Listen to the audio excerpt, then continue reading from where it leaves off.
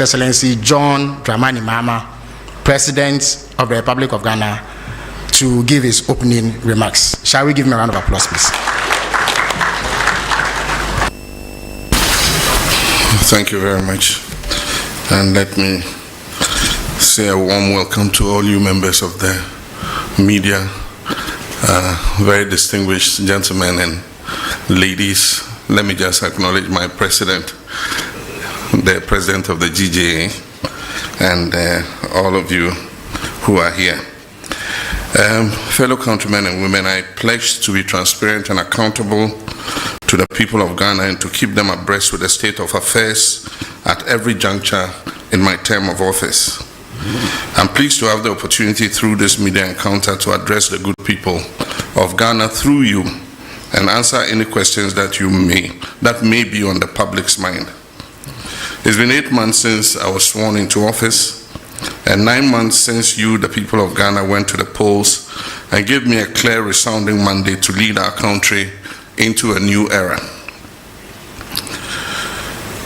Beyond affirming your confidence in the policies and programs we proposed, it was a national reawakening.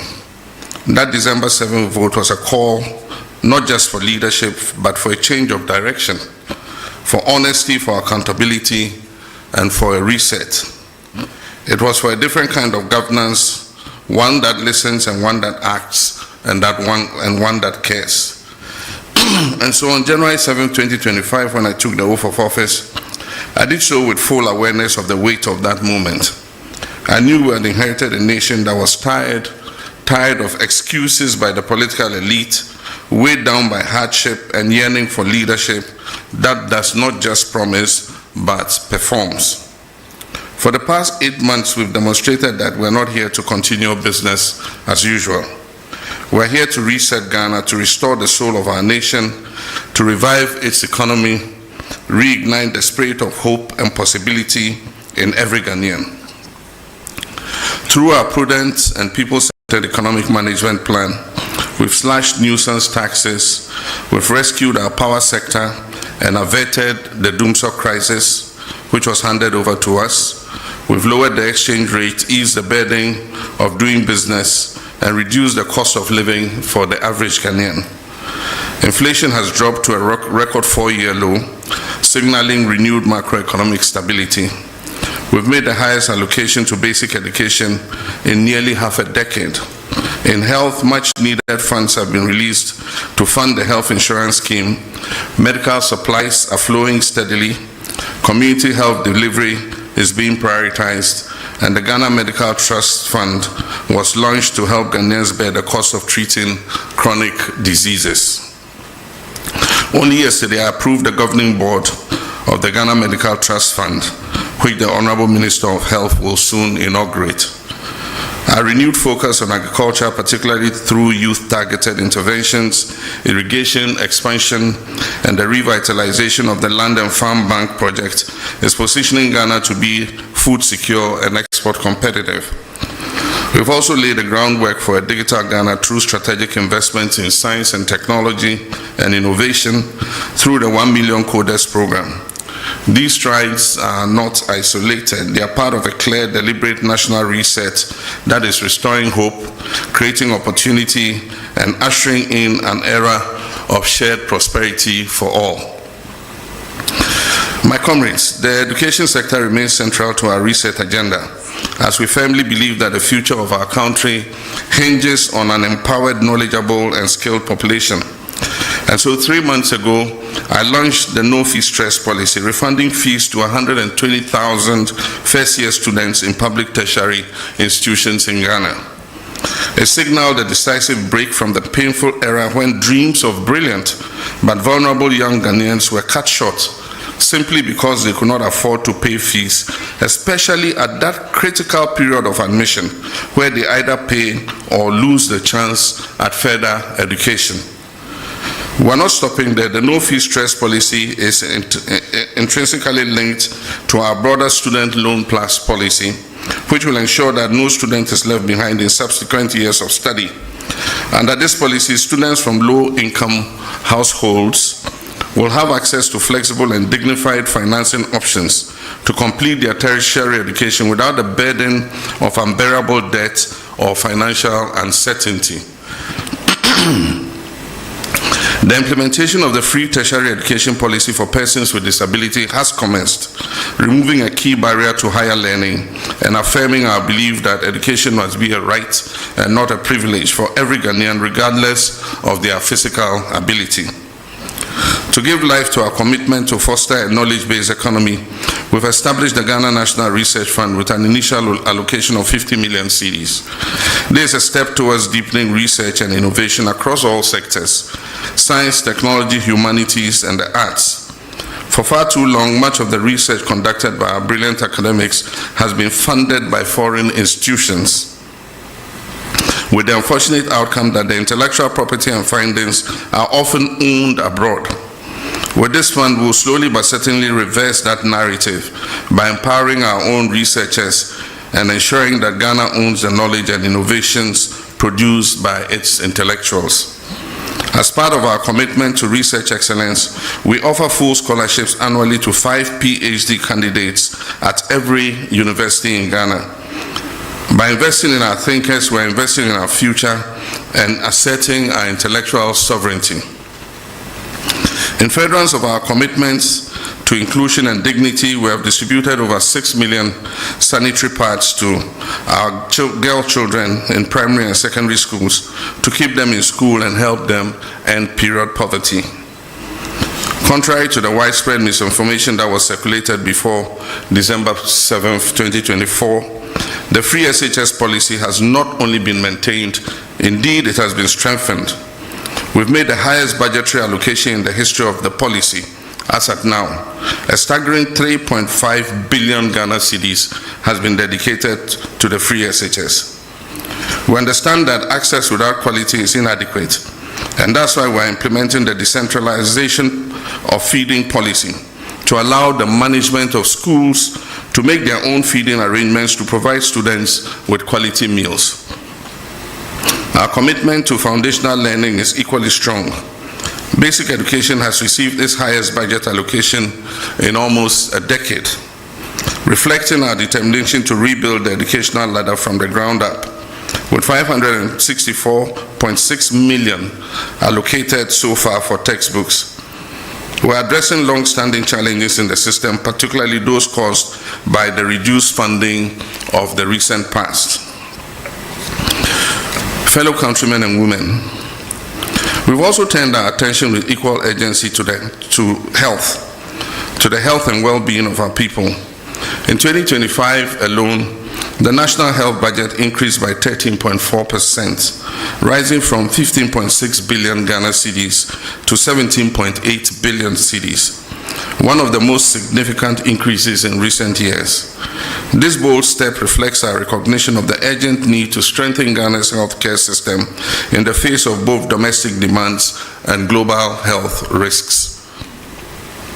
We've uncapped the NHIL and made 66% increase in funding to the National Health Insurance Scheme from 5.9 billion Ghana cedis to 9.8 billion Ghana cedis in 2025.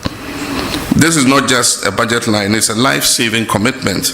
These funds will help expand coverage, improve claims processing, and ensure that every Ghanaian, especially the poor and vulnerable, has access to affordable quality health care. The sudden withdrawal of 156 million in US aid health support, which previously sustained critical programs in malaria, HIV and AIDS, and child health, presented a serious fiscal and public health challenge. In response, we have readjusted our domestic expenditure priorities and ensured that the domestic safety nets are provided to cover the gap that occurred. To further bridge access gaps and enhance service delivery, government is investing over 2 billion Ghana cedis in healthcare infrastructure between now and 2028. This includes an initial 200 million cedis allocation in the 2025 budget to accelerate construction, expansion, and modernization of hospitals, clinics, and health centers nationwide. Whether in remote rural communities or high-density urban centers, our aim is the same: a health facility within reach of every Ghanaian. Cabinet is awaiting a report from the Honorable Minister of Health on the status and stage of completion of the Agenda 111 hospitals to determine a way forward for their completion. Our approach to economic management goes beyond improving the macroeconomic indicators. It's about making the Ghanaian household feel the impact in their everyday lives. As the popular saying goes, the real economy is not in statistics, but in the pockets of the people. And that is why I take pride not only in the clear signs of recovery and stability, but in the direct relief Ghanaians are experiencing from our economic policies. Today, we are seeing a stabilization in the price of goods and services, with inflation dropping significantly from 23.8% in December 2024 to 11.5% in July 2025, the lowest inflation rate recorded since December 2021. But this isn't just about numbers, it's about being felt across markets and homes. The prices of key commodities are falling, and for the first time in years, brands and businesses are actively advertising their price reductions, a sign that recovery is not only real but tangible.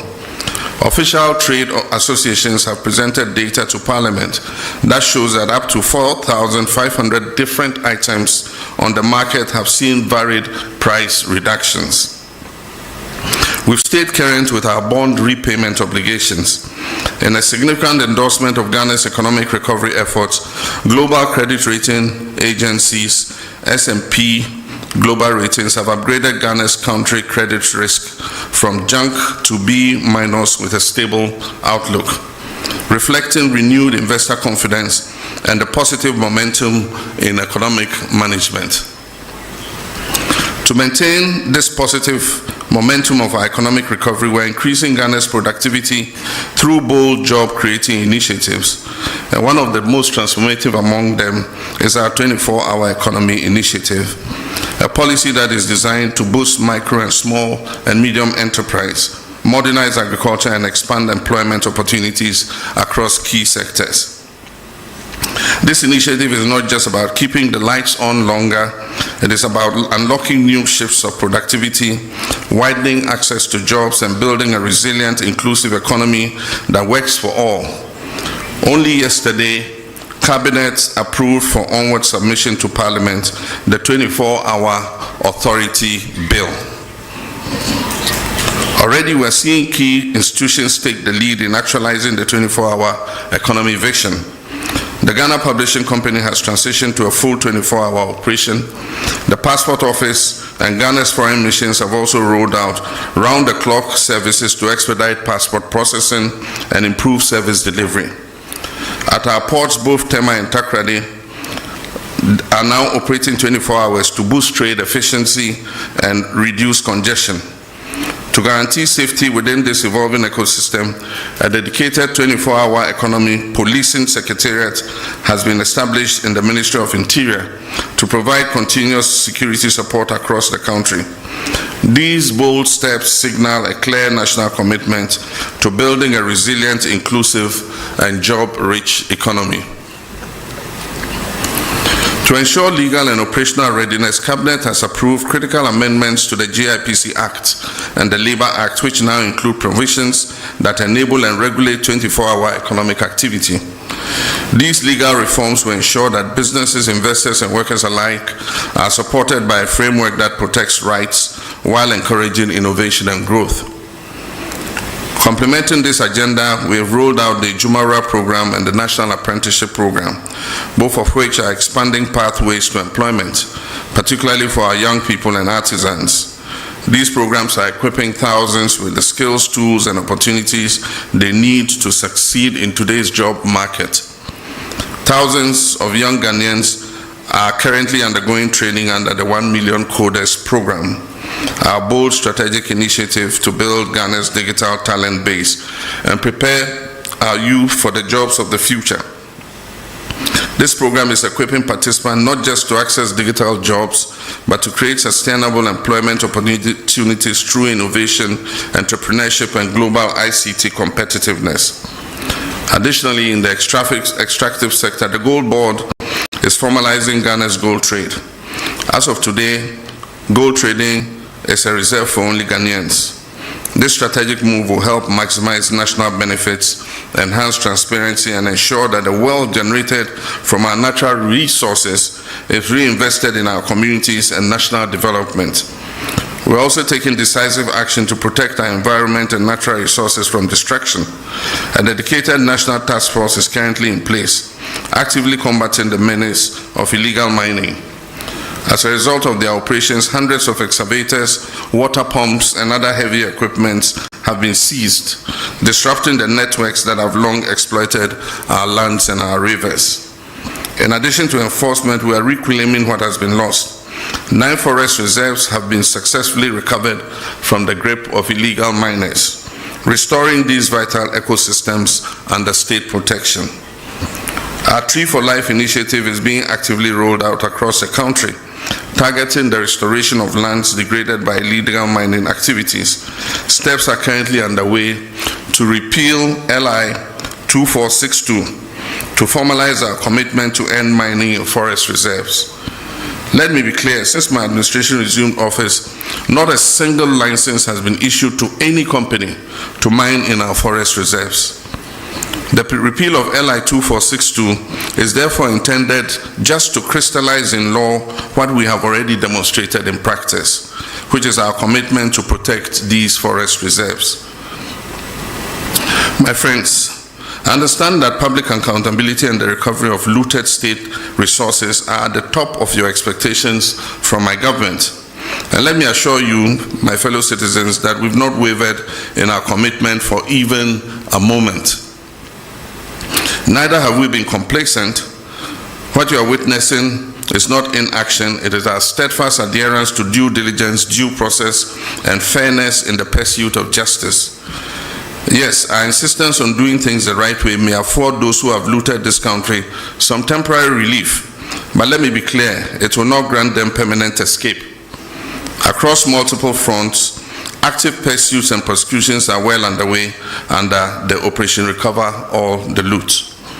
Over 200 cases are under active investigation, with about 80 people interrogated so far. Several prosecutions have begun, progressing steadily and remaining firmly on course.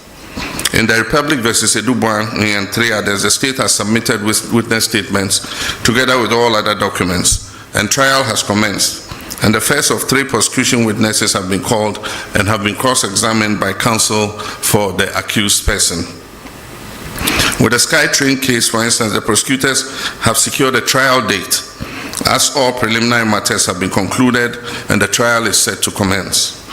For the National Service Authority case, due to its expansive nature, charges have been drafted and will be filed as soon as the legal year begins against the following person: the Republic versus Osei Sibe, the Republic versus Eric Nyakun, the Republic versus Gifty Owari. Also for the National Cathedral, we are awaiting a forensic audit from the Auditor General. Additionally, charges have been drafted and are ready for filing in the case of Republic versus Wuntumi and Akunta Mining. The Economic and Organized Crime Office, EOCO, is finalizing its report with respect to Exim Bank transactions. Dockets are in preparation for the buffer stock case and the drip equipment case. Investigations are ongoing into the African Cup of Nations case, the Mart Set case, and approximately 20 other cases currently. Let me be clear, every single case of corruption that needs to be investigated is being looked into. And once evidence is found to ground the prosecution, that will happen and happen swiftly. Looking within, we launched a code of conduct for public officials with an insistence on strict compliance. A high-level working group has been inaugurated to draft a new anti-corruption strategy aimed at strengthening ethical governance and institutional coordination. My fellow citizens, The scourge of galamsey is receiving much attention. We've established the National Anti-Illegal Mining Operations Secretariat, NIMOS, as the Central Operations Command Center coordinating the national fight against illegal mining and its associated environmental degradation. In a coordinated effort across all security agencies and the Ministry of Lands and Natural Resources, 440 excavators have been seized. Over 1,400 arrests have been made, with suspects awaiting prosecution. Over 300 Shamfang machines have been confiscated and destroyed. Over 900 water pumps seized from illegal mining sites have been handed over to the Ministry of Agriculture for distributing to farmers for irrigation purposes. Of Ghana's 288 forest reserves, 44 had previously suffered varying degrees of destruction from illegal mining. Notably, 9 of those reserves had become no-go zones due to the presence of armed groups. Through the Ministry of Lands and Natural Resources and with support from the security agencies, we've successfully repossessed all 9 of these red-zoned forest reserves. However, over the weekend, the Jimira Forest Reserve and the Anria Futu section of the Ofinch Shelter Belt was re-invaded by illegal miners after these were handed back to the Forestry Commission. The military is currently working with NIMOS to repossess those reserves and establish a permanent presence in those liberated forest reserves to prevent re-incursion by illegal miners. 980 personnel have been recruited, trained and deployed in the western and savannah regions. They conduct daily operations on major river bodies, serving as community vanguards to ward off illegal mining activities. An additional 1,020 personnel will be recruited and deployed by the end of the year, bringing the total force to 2,000 Blue Water Guards. The next phase will focus on dechemicalizing and restoring our water bodies to their pristine state. Feasibility studies for this critical restoration efforts are currently underway. In collaboration with the Ministry of Transport, the Ministry of Finance, GRA Customs Division, and the Ports and Harbours Authority, we've instituted a system for the proactive tracking of all imported excavators and earth-moving equipment from the port of entry. 1,200 excavators are going through the permitting process from the Transport Ministry, clearance from Customs registration with DVLA, and tracking at the Minerals Commission. So far, we've registered 1,015 earth-moving and mining equipment. 647 have been registered and fitted with tracking devices. There are an additional 600 equipment at the port awaiting clearance. An additional 350 tracking devices are expected by September 12, 2025 to enhance this monitoring effort. The Constitutional Review Commission is actively engaging stakeholders across the country, gathering views on how best to shape the future framework of Ghana's democracy. This inclusive approach ensures that voices of citizens, civil society, and institutions are reflected in the evolving constitutional order. Friends, internal security is important for our economic progress. Pursuant to our commitment to improving security, we have earmarked 1 billion Ghana cedis to retool our security agencies. The Ministry of Energy has recently granted a declaration of commerciality for the Ebang Akuma oil and gas discoveries in Cape 3 Points, Block 4, confirming their commercial viability. This paves the way for the joint venture partners ENI Vitol, Woodfields, and the Ghana National Petroleum Corporation to proceed with a full plan of development of this oil well. This milestone brings us closer to increased oil and gas production, job creation, and enhanced energy security, reinforcing our commitment to responsible resource management for the benefit of all Ghanaians. We've also approved the construction of a second gas processing plant, GPP2, to double our national processing capacity and set the stage for cheaper, cleaner, and more reliable power generation. This landmark project alone is expected to save the country close to $500 million every 2 years. by drastically cutting our reliance on expensive imported liquid fuel. Beyond the cost reduction, it is projected to create over 1,000 direct and indirect jobs, fueling both industry and livelihoods. We can all attest to the fact that the looming threat of doomsday we inherited in January this year has been averted. Through strategic interventions and swift action, power supply has remained stable across the country, ensuring uninterrupted electricity for households, businesses, and essential services. We've made significant strides in restoring fiscal decentralization. In the past 8 years, only 40% to 50% of the District Assembly's Common Fund was reaching metropolitan, municipal, and district assemblies, constraining their capacity to deliver local services. Our government has reversed this trend. District assemblies are now receiving 80% of their allocation directly. Of the 7.57 billion allocated for DACF this year, approximately 6.1 billion has gone straight to local assemblies, with a minimum of 25 million allocated to each MMDA. Already the first quarter disbursement of 987.97 million has been released to kickstart district level development. To ensure focused impact, Cabinet has approved expenditure guidelines for the districts.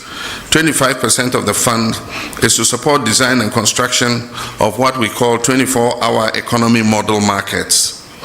10% is allocated for health, with a minimum of 2 CHIPS compounds per district.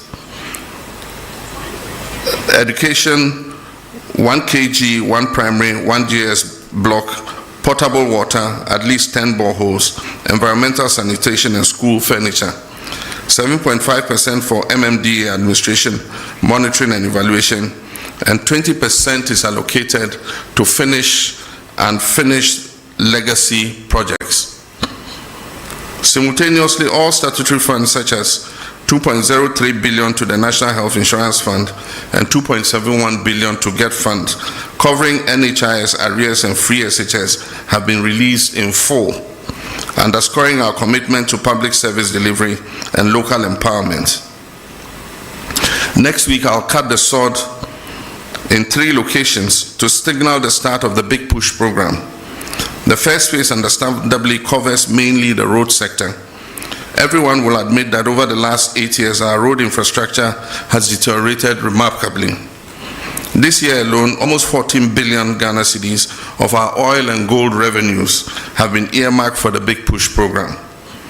Critical road projects such as the Ofanko and Sawam Road, which were chronically underfunded, have been transferred under the Big Push program and recently received a release of almost 1 billion cedis to ensure speedy completion by the end of second quarter of next year.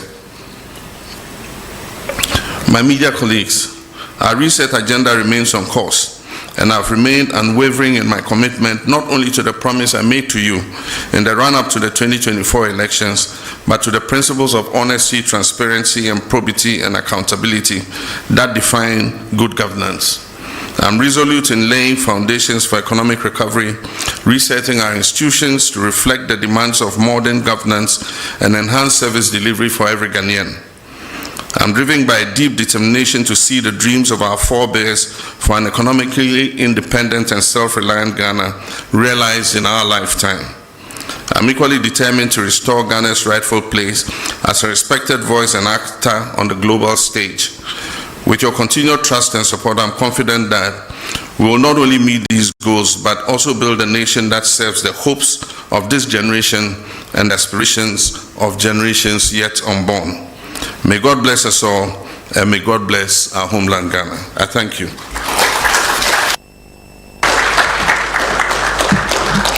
Thank you very much, Your Excellency. At this stage, we will delve straight into the question and answer session, which will be guided by the following rubric. There will be one question per questioner, and this is to ensure that we maximize the time. This program is supposed to last for 1.5 hours, and we are due to leave here at 9:30. I would also entreat you to avoid lengthy preambles to questions. so that we can afford as many of you the opportunity to ask questions. There will be 5 batches of questioning with 4 questions in each batch. 2 microphones will be placed on either side of the middle row to enable these questions to be asked. So at this stage, I'll call on the ushers and stewards to position the microphones so that the questions could be asked. Okay, so the gentlemen on either side of the middle row are with the microphone. So if you want to ask a question, please put up your hand. You catch my attention, I will call. All right, so we have the president of the Ghana Journalists Association who is supposed to embody your collective aspirations. So I would accord him the courtesy of asking the first question. So Mr. Jumfo, you may ask the first question. After which I see Kojo Prekodankwa, and then Eko Moses of Bloomberg, and then one lady in the middle to bring the number to 4. Mr. Jumfo, you may ask your question, please. Thank you, Honorable. Mr. President, thank you so much for this opportunity, and having been given the opportunity to set the tone for the media encounter. Permit me to commend you for availing yourself for this media encounter and for your commitment to transparency and accountability. Your willingness to face scrutiny just 8 months into your term set a commendable example of good governance. We also wish to commend you for your assurance and firm commitment to safeguarding the safety and protection of journalists across the country. Now my question, Mr. President, as you may be aware, remuneration and general working conditions in the media are not the best, especially in the state-owned media, which falls under the authority of government. This situation is a key factor in our low ranking on the World Press Freedom Index under the economic indicator. What measures is your government putting in place to improve working conditions in the state-owned media and also to provide relief for those in the private media? Also, assault on journalists are on the rise, and I know this is of great concern to you as a journalist yourself and a proud member of the Inky fraternity. The Ghana Journalists Association would therefore like to know what your government is doing to address this disturbing trend. Thank you, Mr. President. Thank you very much. Kojo, you may have the microphone now. Good evening. My name is Kojo Prekodankwa, Kesben Media. In your remarks, you did touch on the issue of mining, and I want to commend your government with the achievements you chalked. But recently, we heard that Ghana Water Company is proposing almost about 280% increment in tariffs. One of the major reasons they raised has to do with Galamsey and how it is affecting them to get us good or potable water. In this way, I would want to ask, Mr. President, would you then consider the argument that we should have the state of emergency when it comes to illegal mining? Thank you. Thank you very much, Kojo. I believe I called the Moses of Bloomberg. Yes. Your Excellency, thank you very much. My name is Eko Moses, a correspondent of Bloomberg. Your Excellency, Ghana's economic indicators have turned into a positive trajectory, and buoyed by the ratings you also referenced and investor confidence. Do you think that that gives enough scope for you to go back to the international capital market, maybe for your first Eurobond after the defaults? Thank you. Okay, so we'll take the final question in this batch from the lady whose hand is up.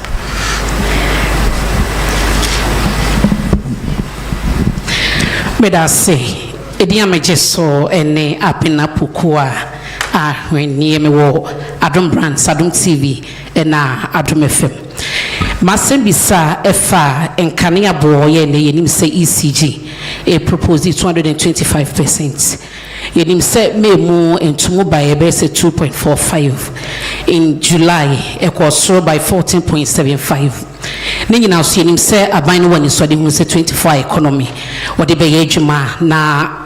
Ghana for the doing move for so. It is say ECG the 225% increment eba. Yenim how our proposal no any home kumudi bekone percentage of debate na. Ebeko Ghana for be na company say ano yeden.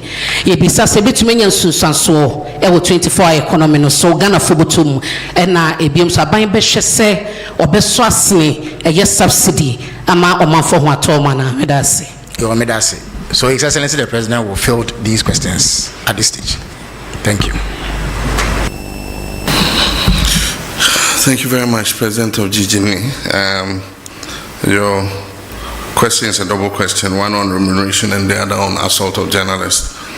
With regards to remuneration, I would say that it's not only journalists in the state-owned media who are dissatisfied with their salaries.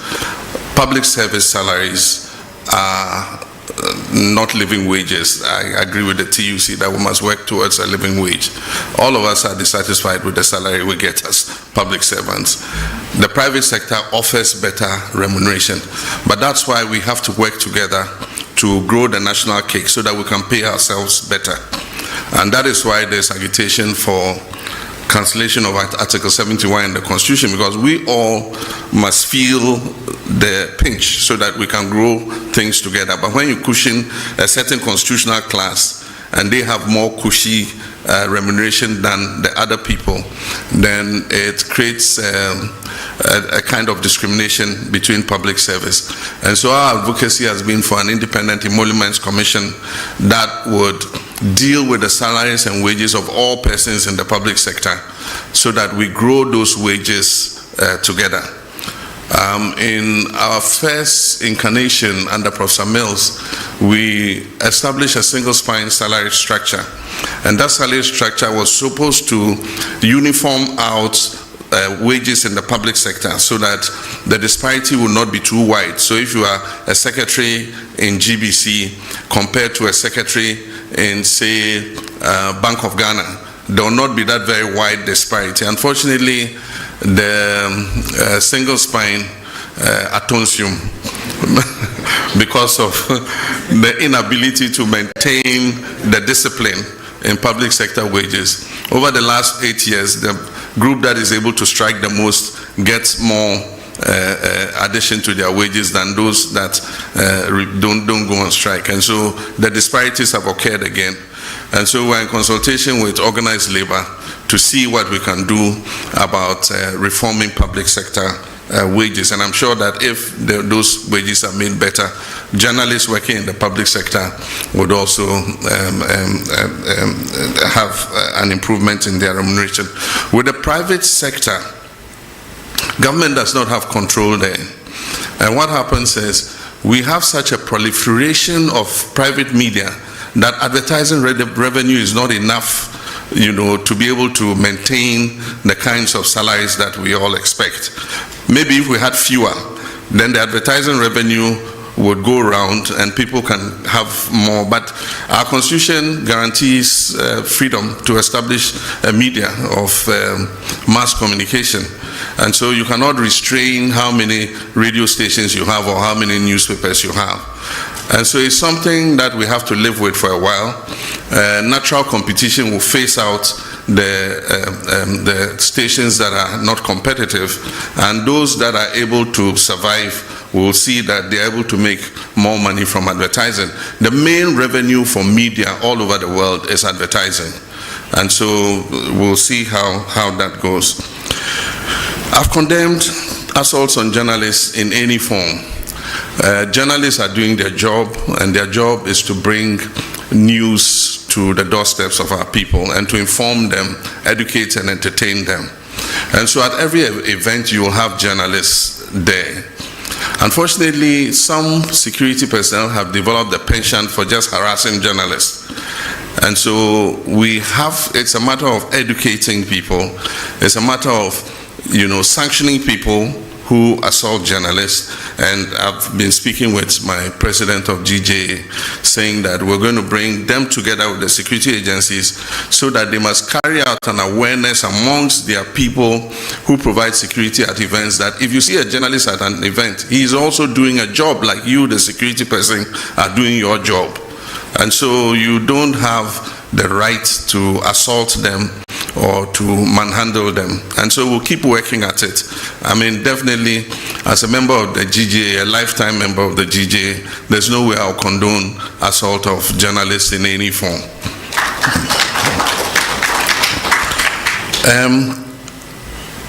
The various, we do occasional review of tariffs. And when these tariffs are about to be reviewed, proposals are requested from the utility organizations. And so I noted that recently Ghana Water presented their proposal, and Electricity Company of Ghana also presented their proposal. It doesn't mean that the proposal they present is what is going to be implemented. We have the regulator, which is the PURC, that looks at all the factors, including the exchange rate, including the cost of production and all that, before they determine what increase in tariff is allowed. And so the fact that you hear that water company says they're going to increase by 200 and something percent does not necessarily mean that PURC is going to allow them to do that.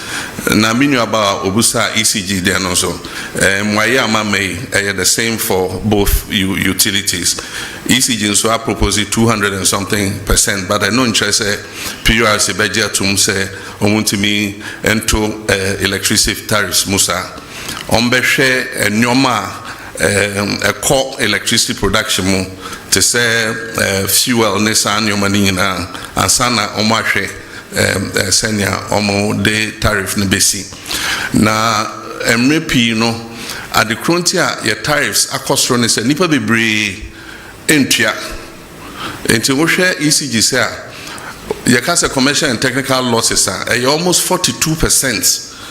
I just say of electricity almost ton almost to me eje ehun aketua of only about 58%. Na eno anka wiase afa na bia ankasa edwuma ya se wo ye edwuma bia na bibia wo ton bia wonya just return of 58% anka by now edwuma na gu nso akoya aban de se ekire so na aban abeboa ekire so na aban abeboa enti afa de ya sesa omo hwe edwuma no so na ya kenya omo se omo sorry na omonante na nia onkrofo mu wia iram kania no ni adini na yencheche omo na yentwe omo aso efise se yen na etwa ebema eton no ebo na bafom enti ejuma yebegu so aye Bloomberg, yes, we're quite happy with the outcomes of the reforms that we have been implementing in the economy. And we have survived without going to the capital markets. We've survived without borrowing. Who could have thought some years ago that Ghana's economy could be run without going to the external market to borrow? And yet, we've survived. And so we shouldn't be in a hurry to go back to the capital market. All we've done is to reorder our expenditure and push funds to areas that are of priority. And so that's all we've done. Fiscal discipline, not spending money on wasteful, political interventions and all that. And that is already showing the successes in the market. I mean, we've gone from negative 3.4% on the primary balance to positive 1.1 as at now. And by the end of the year, we'll achieve the target. I'm sure we'll overachieve the target of positive 1.5. And so it's all about discipline in expenditure. And so for me as the president, I would not favor a quick return to the international capital market. I think we should go like this for a while and consolidate the economy before we look at external financing. Thank you. Thank you very much, Your Excellency. Now, having taken a set of questions from this side, I would go to this side and take 4 more questions. Kamini, you may have the first shot. Mr. President, it's Kamini Amano. I'm the host of TV3's Hot Issues. We look forward to your return to the iconic show. I want to talk about the local currency, the cedi. In the second quarter of the year, we saw a very bullish rise in the value of the cedi. We are not seeing the same in the third quarter. So far, we are told that it's lost about some 13%. When it was on this rise, the IMF had warned that the country was over-interfering, which is why we were seeing the performance. My question tonight is, Mr. President, did you manipulate the performance of the cedi? Is that why we are seeing the cedi fall as quickly as it is today? How do you explain this decline in value in such a short period of time? And what's the plan to revive it? Thank you very much. Nana Mejakwa has the floor. Patron Nana Mejakwa, Onua TV. My question is oral. I'm saying, Mr. President, what can PAAA oral? Now, the last accountability series, Attorney General statement in person me read kakami quoting kakranami to us the I wish to remind you of the fact that when I announced the Kwabena Edubuahi investigation, I was blunt in stating the fact that I am open to engaging in plea bargaining with those who have been investigated and found to have looted or stolen state resources. I mean no words about my intentions and will therefore not shut the door to any accused person willing to enter into negotiations with my office for purposes of reaching a plea agreement. Yenim se ya criminal and other offenses procedure amendment act 2022 plea bargaining. But my question is say fight corruption. That's Attorney General State Attorney say we be na pono de ato ho no mo a say we loot state resource and as a fund bra then me negotiate. Does it mean say we beti asese sika na me fire no metua ye jai no ana and they were ho no mo ana? Me question no it does. Justice from Shinhua News Agency. Thank you very much, Mr. President. My name is Justice from China State Media, Shinhua News Agency. Looking at the global trade crisis that was ignited by the United States President, people have been wondering what countries like Ghana would be doing as a response. But we realized recently that the Chinese government has actually granted all African countries a zero tariff into their market.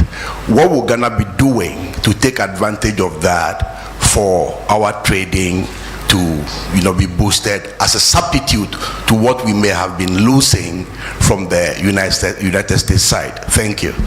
Before I take the final question from here, let me indicate that we are joined by journalists from across the regions through the power of technology. So as and when the technical folks sit down me, I would ask them to also contribute to this question and answer session. Alfred, you may have the last word in this batch. Thank you. Good evening, Mr. President. My name is Alfred Okanse. I work with TV3 as part of Media General. Just on the back of the oral question that was asked by a colleague of mine, over the weekend we heard the General Secretary of your party indicate that there are some NDC lawyers who are cutting deals with some persons who are standing trial for acts of corruption. Is this statement one that you're minded by? And if you are, what are you going to do about this, especially because of how committed you are, as you indicated, to pursue oral because the Ghanaian people expect that you should do so? Thank you. Thank you very much, Alfred. Now we are joined by William Menta from Rich FM. So William, if you can hear me, you have the floor.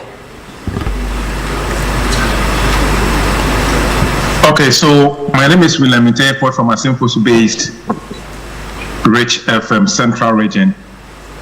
And Mr. President, the Central Region is known as the heartbeat of education and tourism. Yet our people still struggle with unemployment and underdeveloped infrastructure. What specific steps is your government and our strengths into real jobs and opportunities for the youth? Thank you. Thank you very much, Your Excellency. You may answer this question, sir.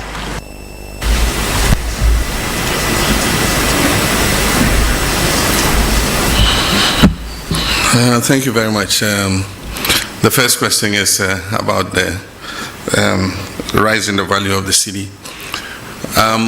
We recognize a very steep appreciation in the value of the cedi in response to the reforms that we were carrying out. And for those of you who listened to me, there was one occasion where I said, people were asking whether it will go below 10. And I said, it is dropping, but it will find its true value. It was undervalued at 16, and it probably is overvalued at 10. But somewhere between there, we have the real value of the cedi. And so I believe that it is about stopping rapid depreciation of the currency. Almost every currency would realize either depreciation or appreciation in the course of a year. But when you have steep depreciation of about, like we had in 2024, 25% depreciation in the currency in the first half of the year, it makes planning difficult. And so, yes, Bank of Ghana has been intervening in the forex market, but they've withdrawn. And what happened was that because of the rapid appreciation in the value of the cedi, we saw an exponential increase in imports, because then people could buy cheaper dollars and so they could import more, which is a natural economic phenomenon. But on the other side, exporters are not happy because they get less cedis for what they export.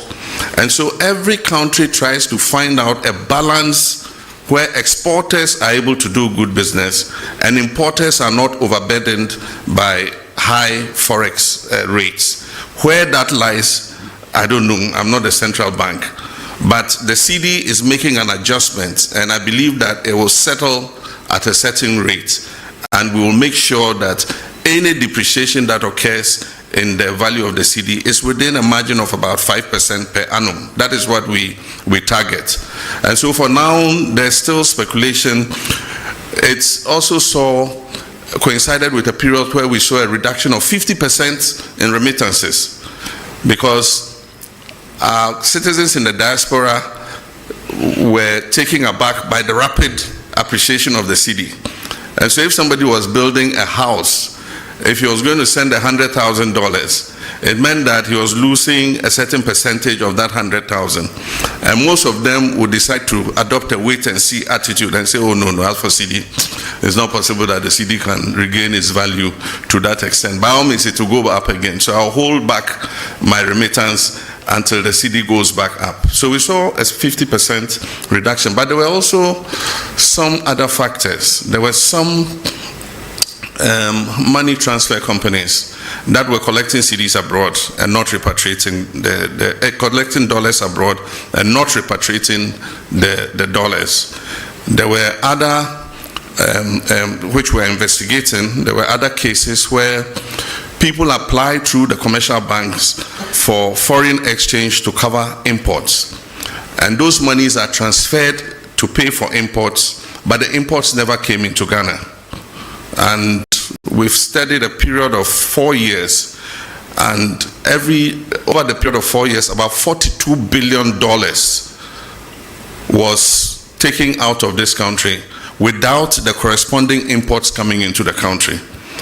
And so we started sanctioning some banks, and soon we'll start interrogating some individuals who ostensibly took money out against imports but never brought those imports. We want to know what happened and if there was wrongdoing to sanction whoever it is. While we work to stabilize our economy and improve the value of our currency, we must protect that currency, because a strong cedi is good for all of us. But when that happens, some people try to take advantage of it. And I think that we should all condemn anything like that. FR investigations now with regards to oral. Senya Okayano, MPP Abreso Omode and Shishebi by IMRA se Abani Woody FR case bi ho se ebia wa fasika na bibia o akwenya obetimi aka se yo ene aban case na mode kwedu amode bomeno me sande sika na se agodie bia na se bibia mode bomi kwedu no me sande aba se ne be ya momfa me nkoto how do they call imprisonment if you say momfa me nkoto if you say enti ayemra edaho enti obi a yabo no kwedu bia ewo tumi se obeka se you ene yentwa so na memfa seimra na yenjai sa you know enti eno enye aban ene ebeka eye nipa yede na kugina court and so se oka se o munjai asem no mu na memfa seimra na se agodie bia me fa ye memfa famra na se japadie bia me fa ye memfa famra na se bibi aban wa kwenya se ebeka se de bi enje na yebeto aso any case no enti ejina case no ene ni anipa ne ye enti still aban wo tumi se even though wako emrana siaka se me pese mesan ede bibi bema aban na aban eja case no mu aban betimi aka se de bi yempe yenje enti eno eye case by case se o sheda ede adwembone ewia yesika a echese eso a yengina echese I don't know how to explain I just say abo aban adase o mine car you to me say ebeka say yempe nia ode ba no na yede obekwa akoto efiase but ni be reason ka say na ode no koto efiase wa na obeto eduane ama no wa na obehwe no oyare a ode no beko hospital enti say wewia sika na okase o sande usika be mawa ene ho onfa so se ye beji sika chense ye di nipa no be ko efiase enti ye no de attorney general ene behwe no akan nya ehia with regards to trade tariffs and China zero tariffs, it's an incentive for us to export into the Chinese market, and we need to look at the items that China imports and see where we have a comparative advantage to be able to take up those imports. I know that China imports a lot from the US, and there's a trade tariff war between US and China. So China is looking for alternative markets to import those items. And so they import a lot of meats from the US, they import a lot of maize from the US and other agricultural products. And so if we have arable land and we're in a position to expand our production, then the zero tariff will make meaningful sense. Then we can take advantage of it. But it is just a figure if we are not able to respond and be able to export into the Chinese market. But I think that it offers an opportunity for diversification of markets. Nobody wins tariff wars. It's unfortunate that America has appended the whole world trade system. We all work towards a rules-based trading system. It took years of negotiation from Rio to Doha round and all that. And eventually reasonable tariffs were agreed between countries. Countries like Africa enjoyed zero tariff into the US because we were in the developing world, and so it was a concession that US gave. And what you receive in exchange is soft power, that, you know, a lot of people have a good disposition towards the US because the US has been kind to Africa and all that kind of thing. But in comes President Trump. He has a more transactional mindset, and he says that the US has been taken for granted for a long time. And so even countries like Ghana in Africa, he slapped a 15% tariff on us from zero tariff. And so AGUA is technically dead. It was due for renegotiation in September. There's no way with this 15% tariff AGUA is going to be renewed. But we're just watching carefully. The power to impose tariffs is that of Congress. But in this case, the US president always pushes the limits. And so there's a case in the US Supreme Court to determine whether his impositions of tariffs are legal or not. And so depending on what the US court says, the tariffs would either be permanent or they might have to go back to Congress to endorse the tariffs that he has imposed. And then from the Central Region, Rich FM, he asked what we're doing to enhance the tourist attraction of the Central Region. It's all about infrastructure. It's also about service. With infrastructure, even the travel time to Central Region is a major problem. In Ghana, we've maintained single lane, highways for a very long time. They are prone to accidents. A lot of accidents occur. Now every day you hear there's an accident on the Kumasi Road, there's an accident on the Cape Coast Road. And that is because when two vehicles oncoming and going are using a single lane, the tendency for, head-on collisions are very real because of wrongful overtaking and all that. So one of our first things that would enhance tourism in the Central Region is that we're dualizing the road all the way to Takoradi. It will reduce travel time to Cape Coast. It will allow somebody to wake up in the morning, travel to Cape Coast, enjoy his tourist experience, and be back in the evening to Accra to sleep. And so reducing the travel time will help enhance that. But apart from that, we must identify what the tourist sites are, improve their attractiveness, and also improve the service delivery.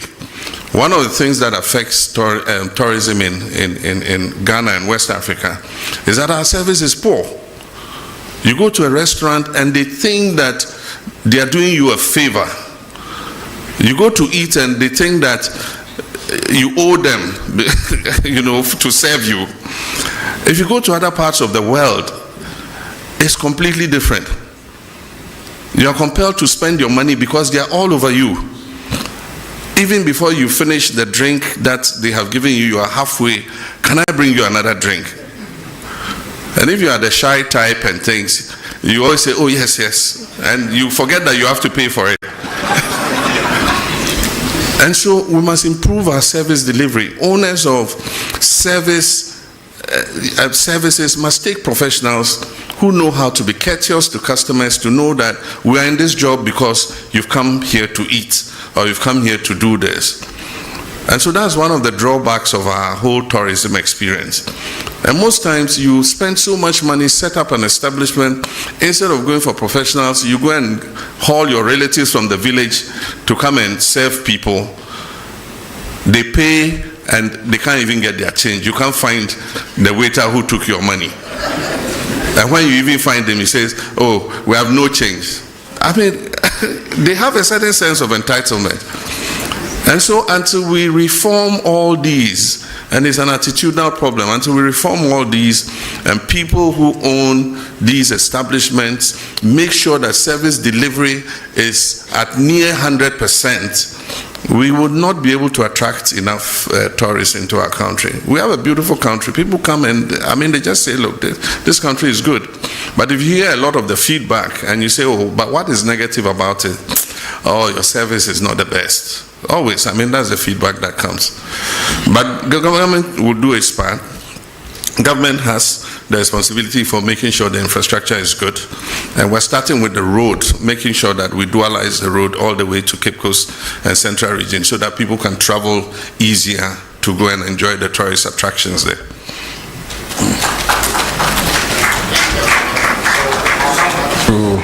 The middle row. So Bernard Avle of Channel 1, Sadiq Adams, Mahama Haruna from the Savannah region, and there's a lady at the back there, and Joshua from GH1.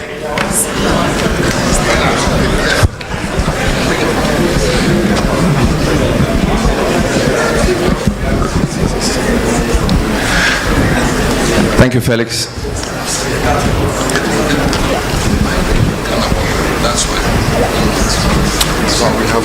Thank you, Felix.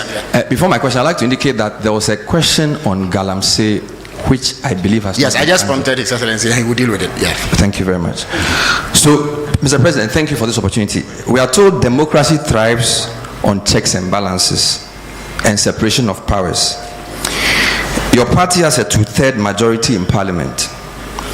The Chief Justice you came to meet has been removed, of course, under your hand, although the process was gone through. There is talk of the EC chair and the leadership quote not being fit for purpose by members of your party. Some people fear that these developments and others create a situation where the other arms of government are completely subservient to the executive. In fact, one newspaper expressed the fear that you could be morphing into, quote, a supreme leader, unquote. There is a maxim that power corrupts and absolute power corrupts absolutely. Should we be worried in your legacy term that the democracy you came to meet will be well oiled and that the three arms of government will work not in subservience but in unison? Thank you. All right, before I come back to you, we'll cross over to Tamale and take a question from Abdul Mujiz from Tamale.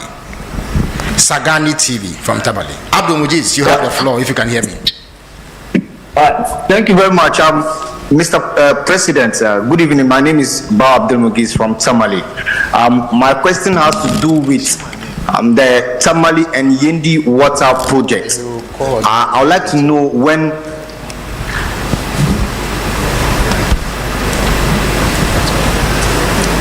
Well, we seem to have lost Abdul, but I think I can continue for him. He would like to know when the Tamale and Yendi water projects will be executed. Yeah, Sadiq, you have the floor now.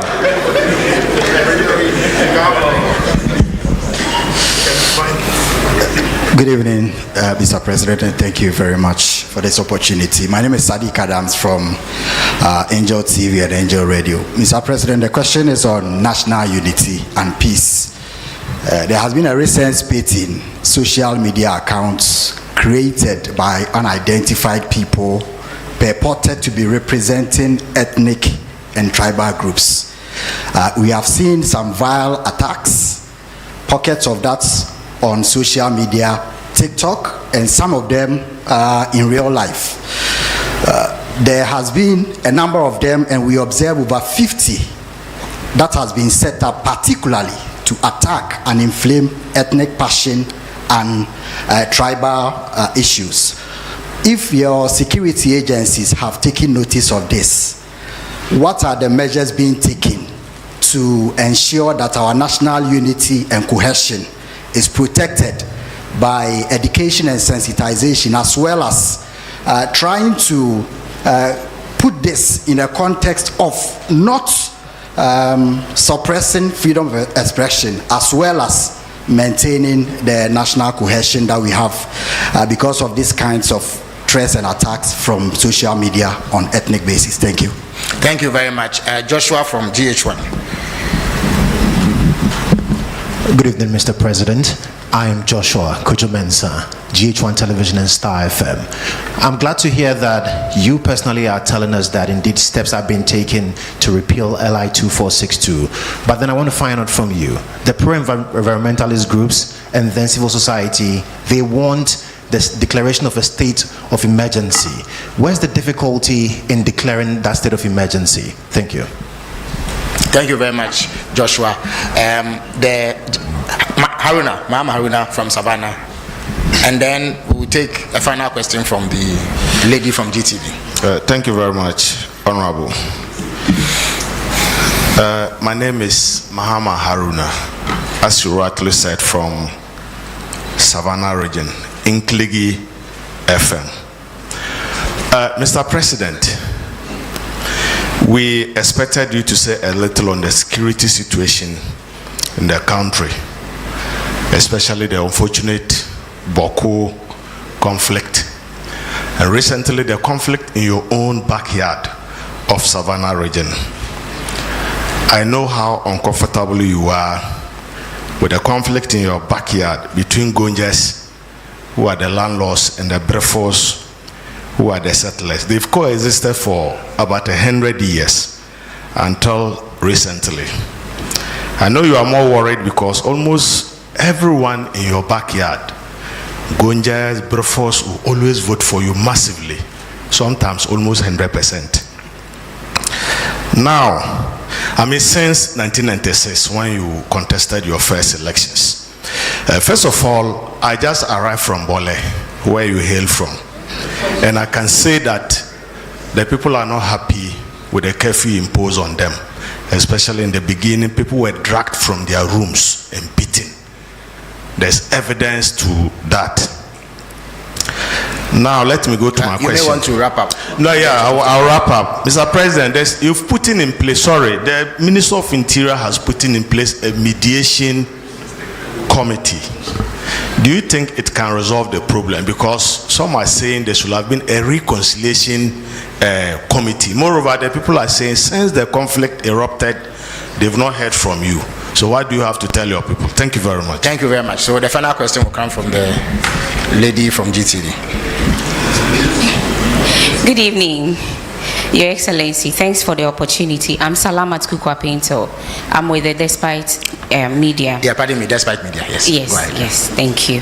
I wanted to hear something from the creative arts industry when you made your presentation, but I didn't hear anything. The question is that you have shown how you want to bridge the unemployment gap, but I want to find out that how do you intend, or can you tell us what plans you have in using the creative arts sector to solve the high unemployment? And also, please, I would like to hear what is happening with the Black Star experience. Thank you. Thank you very much. So His Excellency will now answer these questions.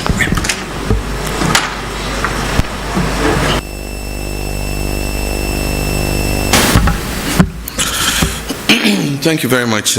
Let me first apologize for missing one of the questions, and that is the accusation that there's interference in terms of the oral investigations. I would have very conveniently said the General Secretary himself is here, and so I'll call him to present his evidence to the public.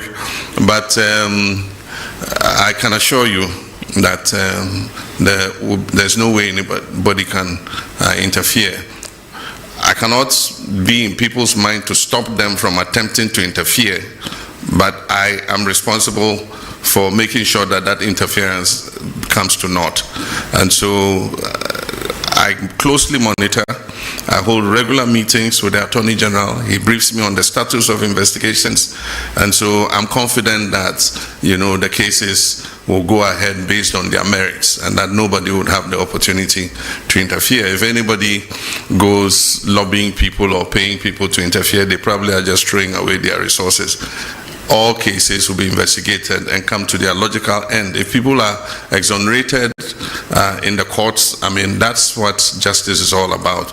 We will do our part, and we're being painstaking in preparing the dockets, and that's why people are complaining that it's a bit slow. But you don't want to hurriedly take a docket to courts and have it thrown out on technicality, and that's why you need to make sure that by the time a docket is prepared and prosecution starts, you have a watertight case that will ensure that you get a conviction.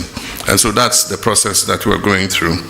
There was also a question that was tied to water, but it also had to do with Galamsey. It says that the justification for water company asking for such a steep increase was because of the cost of treating the water.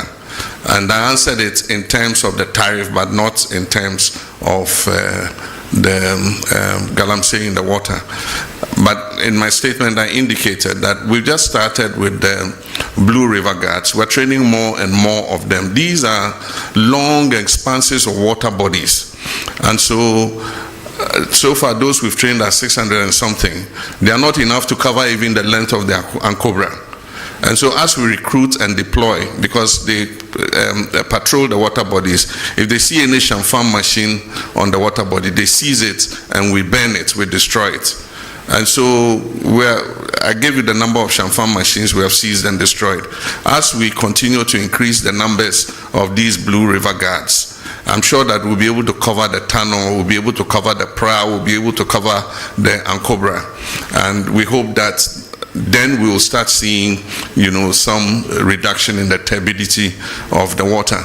But even more than those on the water bodies, the destruction is the forest reserves, because the rivers take their catchment areas from the water reserve. So if you destroy from the forest reserve, if you destroy the forest reserve, the river or the stream will dry up, because where it takes its water source will no longer exist. And so that's why at the beginning of the struggle I said our focus is going to be on the water bodies and the forest reserves, and then we can stretch out to other areas. So as we train more Blue River Water Guards, we would see an improvement in the turbidity levels of the waters. Bernard said I'm in danger of becoming a supreme leader. Look in my face, do I look like a supreme leader? And that is to paraphrase Prof. Star Atamils, do I look like a cat hunter? Do I look like a supreme leader? I'm a Democrat true and true.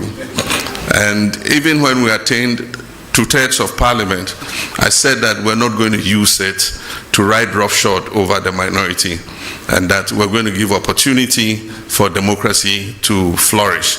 And so we don't intend to use our 2/3 majority to steamroll our democracy.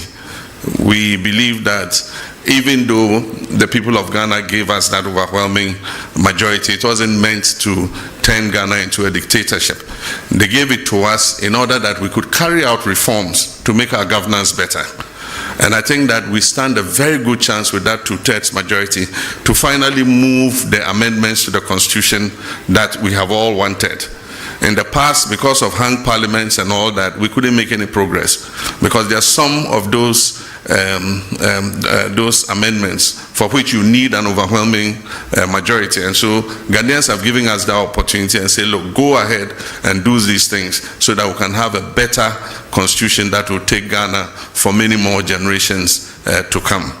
And so that's what I believe. But I certainly am not on the way to becoming a supreme leader or an autocrat. Yendi and Tamale water.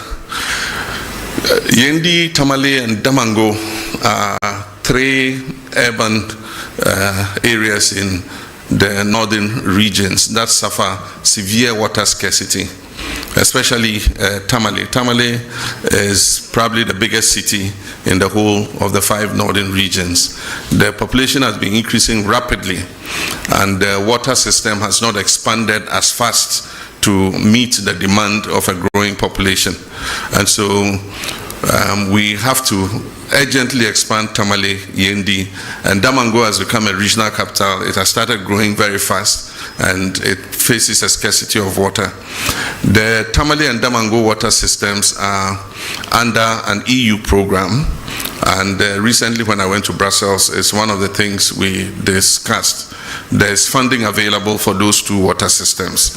And so because we have a cap on our external credit of $250 million a year, we have to find space within that to be able to accommodate Tamale and Damango water. But I want to assure you that they are priority projects for government, and we definitely would fund them and make sure that before we leave office, Tamale and Damango get sufficient water for those cities to thrive. With Yendi, we are placing Yendi under the Big Push program, and so we're going to fund it with our oil and gold revenues and establish an expanded water treatment system for Yendi. The budget statement is going to be read in November, and in the budget statement, details of these projects will be included in the budget. The last time the GJA came to me, I mentioned to them that as the world changes and new technologies come, we're moving from not having just the traditional media into having what we call the new media. These are all the new social media instruments like TikTok, like Facebook, like X, and all of them.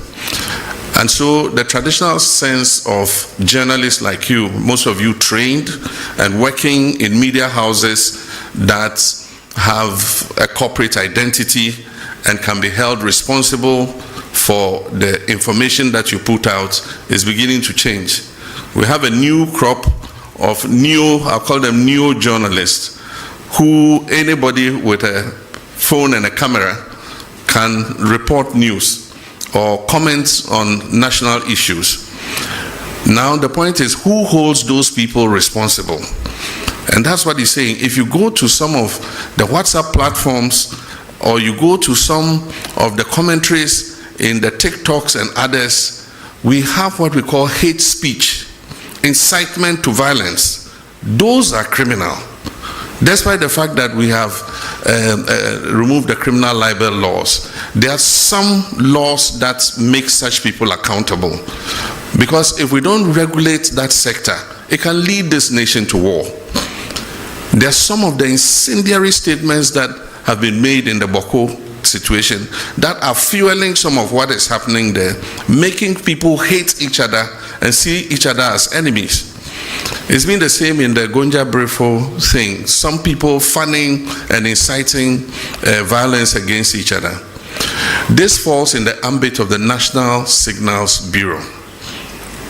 And so the National Signals Bureau now has the technology to use your IP number and find you wherever you are. So I'm sending a signal to Ghanaians that we can find you those doing those hate speech and things. We'll use your IP number, we'll trace you. And when we trace you, we'll deal with you under the criminal code for inciting violence and disturbance of the peace. But I believe that beyond that, we must start making regulation for this new media, because it's unregulated. And so anybody just takes a phone and says, oh, this plane crash, I wish that so and so had been the one in the helicopter and had died, and dwarfs have eaten him in the forest. I mean, why would you say something like that? And so we need regulation for that new emerging media. But in the meantime, the National Signals Bureau has been given the full authority to track down people who do that kind of thing and bring them to be sanctioned under the criminal code.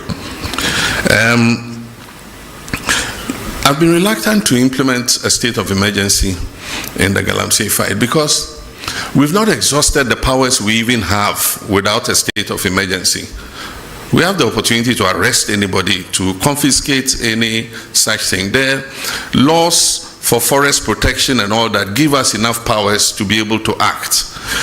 Implementing a state of emergency might sound nice, but it should be the last extreme, the last resort. So for now, let's exercise all the powers we have.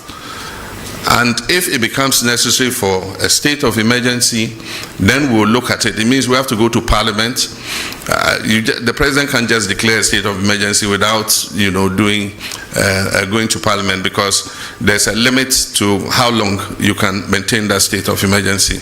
And so I believe that we still have leverage to continue to fight Galamsey without necessarily implementing a state of emergency. It means that we have to delineate the areas where the state of emergency is operational. And if you look at the area where Galamsey is taking place, it covers several districts of our country. And so we would do it if it becomes necessary. But for now, I think that we've given the security services enough powers to be able to deal with people who are found to be involved in Galamsey. With regards to the security in the Sola, Tuna, Kalba, and Bole districts, it was an incident over a small plot of land, like the land you put a container kiosk on. That's all. And it has led to over 30 deaths. Somebody has his house, and there's a land between the house and the street. And he wants to build shops on that land. And then there's a dispute with the chief. And then it leads to gunfire, and then deaths. It's most unfortunate, like the questioner said, these are two groups that have lived in peace for so many years and are intermarried. There are people from one side who are married to their others, people from one side that are married to others. I, for instance, am such a mixture of people, I don't know who I am. Part of me is Vagla, part is Safalba, part is Gonja. I mean, quarter of everything.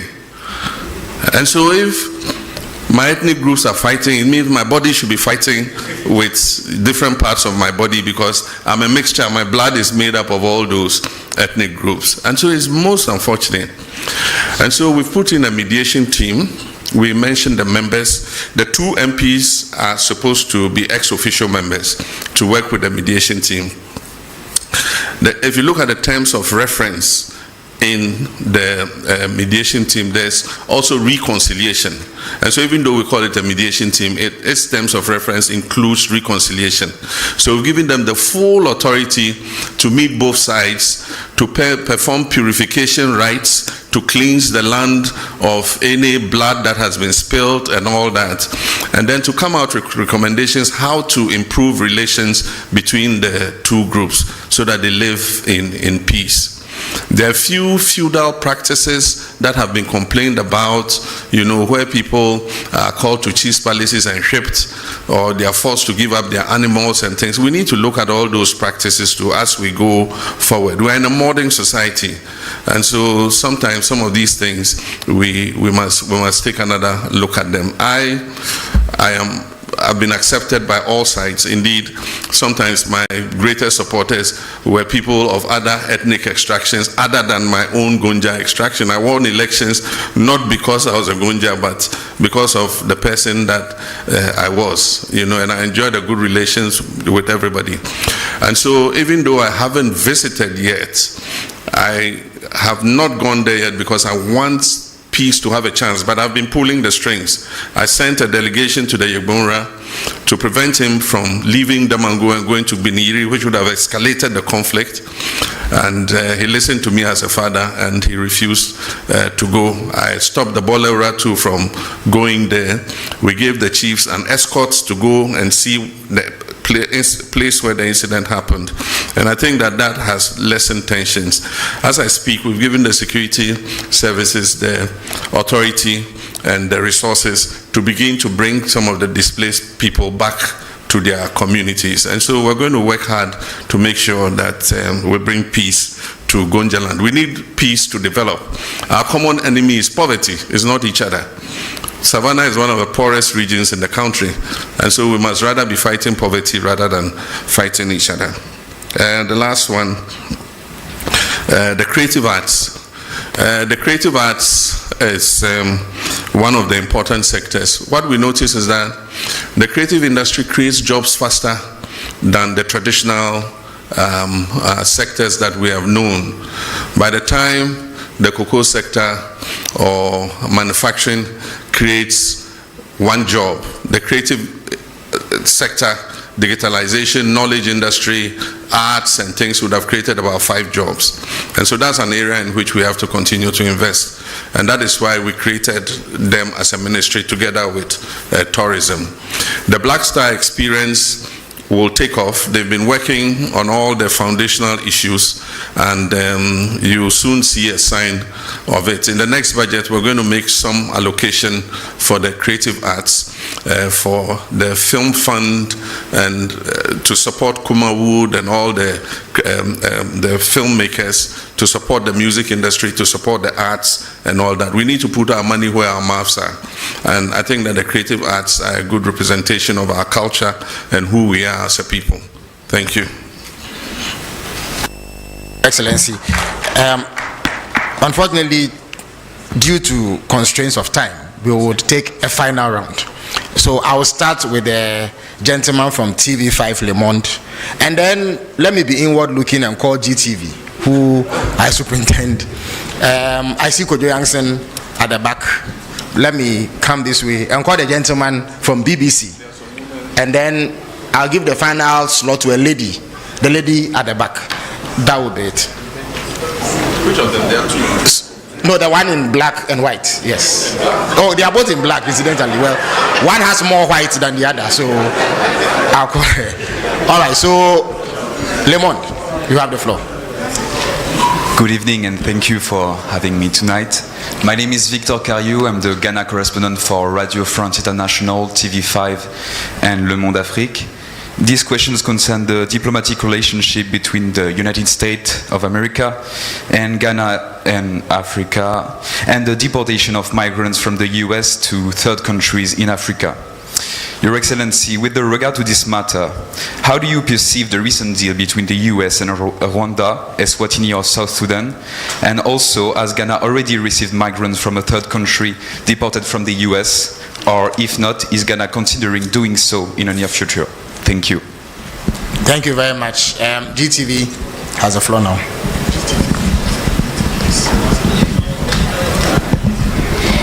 Thank you. Good evening, Your Excellency. You announced that the government will remove the minimum capital requirement for foreign investors under a revised Ghana Investment Promotion Sector Act during your visit to Japan. Your Excellency, is the government not removing the protection that shields Ghanaian enterprises by removing the minimum capital requirement? And also the concerns about the Ghanaian traders with the activities of the Nigerian trade partners in the country. There's a request for that part of the GIPC Act to be amended to make it possible for Nigerian and indeed other African traders to move more freely within the space because of ASCFTA. What are your views? Thank you. Thank you very much. Kojo Yangson has the floor now. Thank you. Good evening, Mr. President. My name is Kojo Yangson. I'm the host of the Super Morning Show on Joy. Mr. President, you've already talked about how important it is to safeguard the water bodies and the forest reserves. But over the past 9 months since you became president, the turbidity levels in the water bodies have worsened, according to the Water Resources Commission. Ghana Water Company supports this by saying that they've had to shut down several treatment plants because the water sources are too polluted for them to process. Besides that, we know that there have been increased incursions into forest reserves for Galamsey. We've also heard from your transport minister that we are importing more excavators than ever before, over 200 a day. My question about this is about its effect on the economy. Recently, the finance minister has been touting the work of the Gold Board led by Sami Jemfi for being an anchor to the economy, especially when it comes to stabilizing the city.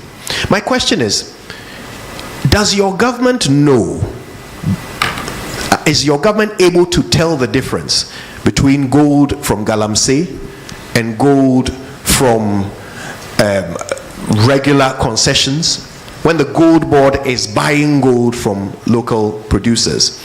And could it be, because so much of it comes from Galamsey, could that be the reason why we are seeing some reluctance recently in the fight against Galamsey, in the sense that the IGP's efforts have been stopped and he's brought back his men from the forests? Could this be because? Thank you very much. I think your point is made. So I'll turn to the BBC now. I'm Thomas Nadi from the BBC World Service. Mr. President, during our interview last year ahead of the elections, you mentioned you were going to establish special courts to fast-track the trial of corruption cases. Could you update us on how far you've gone with that? And also, some of the oral cases border on national security, particularly the Edu Boahene one. Do you intend to take them out of court? Thank you. Thank you very much. The lady in a lot of white and black. Good evening, Mr. President. My name is Bernice Abubeidulansa. I'm a broadcast journalist with GH1 Television. In your speech, you mentioned that you are committed to resetting institutions, But there are many Ghanaians watching us tonight who are either on the verge of homelessness or struggling to get money to rent, not because they don't have money, but because we are not sticking to our rent laws. I just want to ask when your reset agenda will reach the housing sector, particularly for the State Housing Company Limited in putting up real affordable homes for many Ghanaians, and the Rent Control Department in protecting vulnerable Ghanaians. Thank you very much. His Excellency has granted a special dispensation for the lady in less white and more black to ask a question. After her, we will grant yet another dispensation to our friend from the Upper East region who has come all the way. And then Randia Haji of WOHO TV will bring the question session to a close. Please go ahead.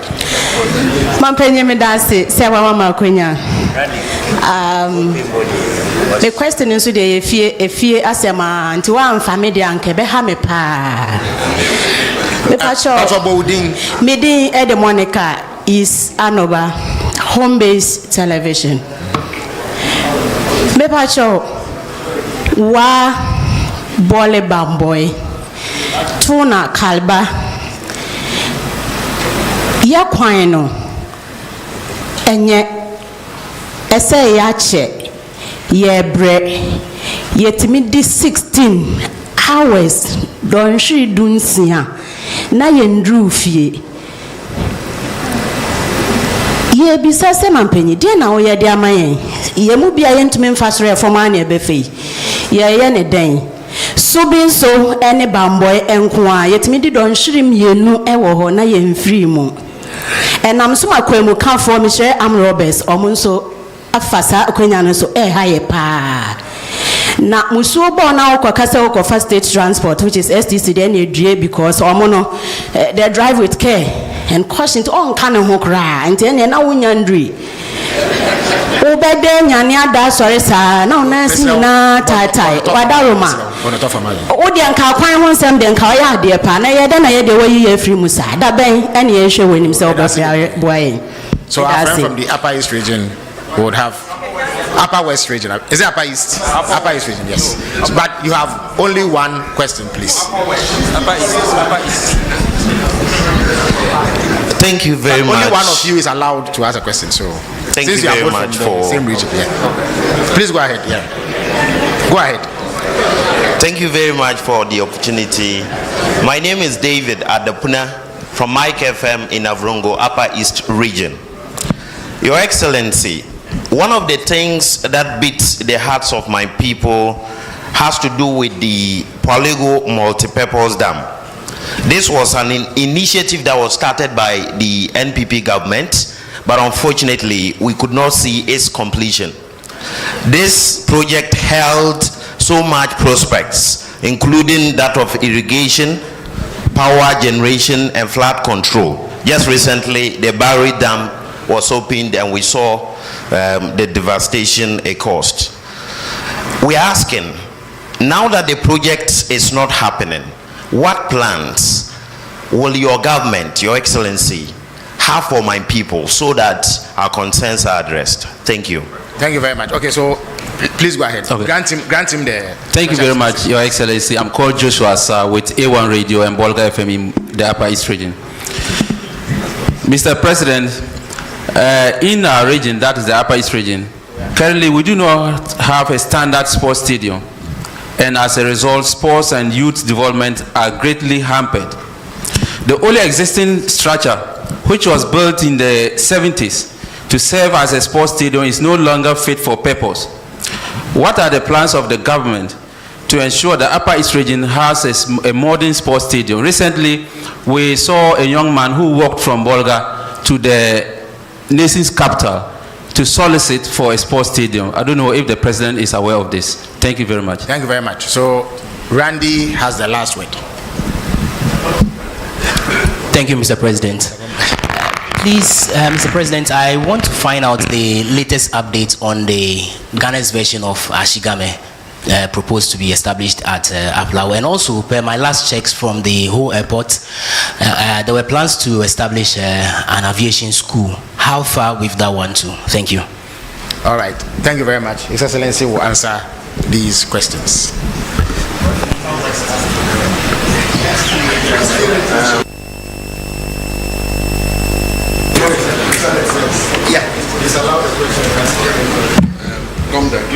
Okay, okay, Senior A.R. Gomda, the President Senior and Secondary School, has the final word by presidential fiat. Please give him the microphone. Yeah. Oh, okay. Thank you very much. All right. Excellency, your recent directive that 2 persons be investigated for their activities regarding Galamsey went down well with a lot of people, but so far we haven't had any outcome from it. Can you please tell us what is happening or what is going to happen? Thank you very much indeed. Okay, thank you. All right, thank you very much. Thank you very much. Senior, we used to call him Major in Ghana Secondary School. When I came to Form 1, they were in Form 3, Yeah, and he was, as a very little boy, he was one of my protectors. He used to protect me from bullying, and that's why I gave him the last.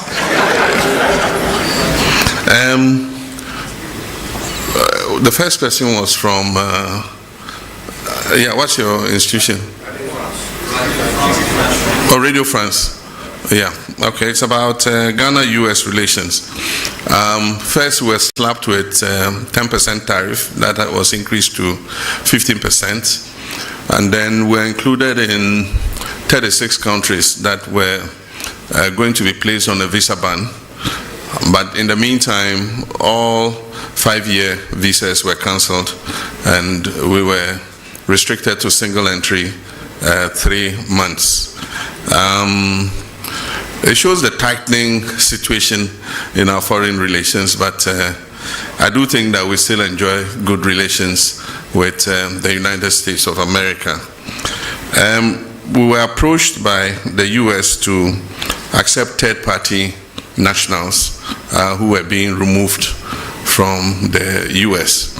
And we agreed with them that West African nationals, were acceptable, because all our fellow West Africans don't need a visa to come to our country. So if they decided to travel from US to Accra, they don't need a visa anyway.